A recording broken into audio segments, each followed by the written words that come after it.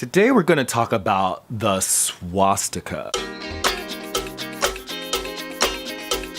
This is a world premiere. This is a world. Welcome to another Wednesday Hump Day Rant.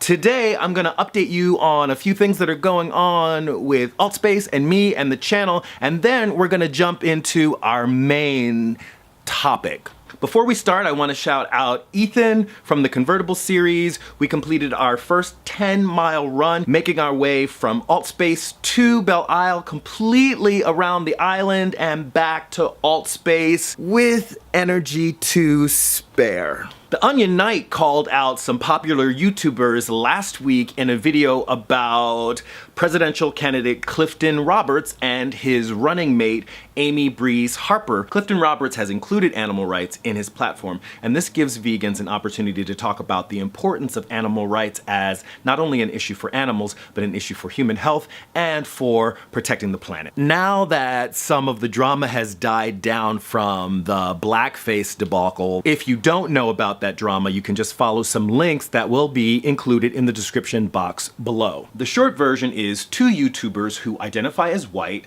made videos where, for one reason or other, they painted themselves black or to represent a black individual.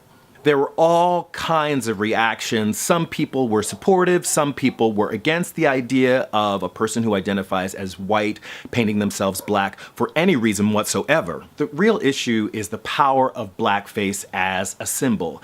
And to help understand the power of a symbol to have meaning outside of what it might have been intended to mean, I'm going to use a different symbol, the swastika. The word swastika comes from the Sanskrit swastika, which means good fortune or well-being. Now, according to Wikipedia, this motif of the hooked cross probably was meant to represent the sun moving through the sky. A pretty positive image, if you ask me. To this day, the symbol continues to be sacred in several religions, including Buddhism and Hinduism. It's a common sight on temples in India and Indonesia. Swastikas also have an ancient history in Europe, appearing on pre-Christian artifacts. So the question is, can the swastika still be used without causing controversy? Or is that impossible because now the meaning of that symbol has been changed because of its association to the Nazi Party and the Jewish Holocaust? What is the responsibility of individuals when it comes to the impact that showing that symbol might have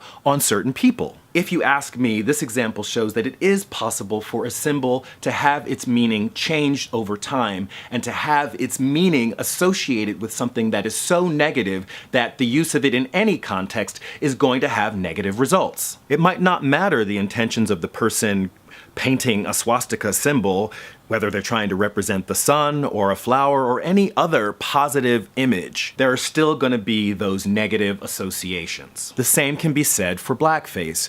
Because of the associations that symbol has to African Americans, and because of the way that it was used as a way to oppress black Africans, it's almost impossible to see someone in blackface or anything that even looks like blackface without having negative associations. Now, I don't know if the showing of a swastika or the showing of blackface are any more or less offensive or should be given even the same consideration. Should people even care? There are other symbols whose meaning has changed over time because of the way they have been used by certain groups, either politically or religiously or spiritually. Take, for example, the rainbow. The rainbow is still going to have its meaning outside of the LGBTQ plus community, but for me, when I see a rainbow, I think about gay pride. What do you think? Is it possible for the meaning of these symbols to change for some people so that they never go back to their original meaning?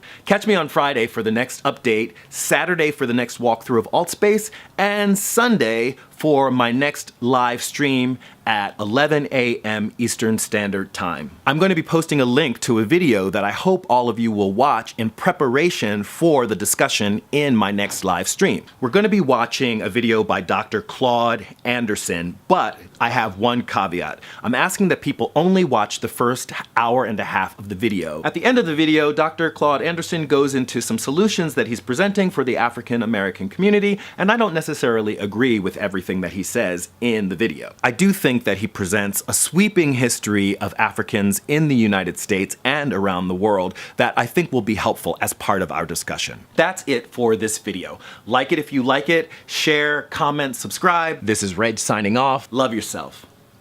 Peace. And I love myself. The world is a ghetto with big guns and dick inside.